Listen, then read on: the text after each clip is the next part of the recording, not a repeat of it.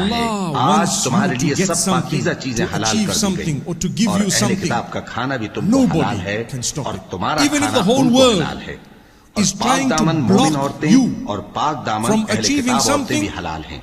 They won't be able to do it. واعلم أن الأمة لو اجتمعت على أن ينفعوك بشيء لم ينفعوك إلا بما قد كتبه الله لك أو لن ينفعوك إلا بما قد كتبه الله لك. If the whole nation gets together to benefit you, they won't be against you. You need to know nothing's going to stop it. तो अपने मुंह और कोहनियों तक हाथ धो लिया करो, young baby, और सर का मसाह कर लिया करो और टखनों तक पांव धो लिया करो। और अगर जनावत की हालत में हो तो नहा कर पाक हो जाया करो।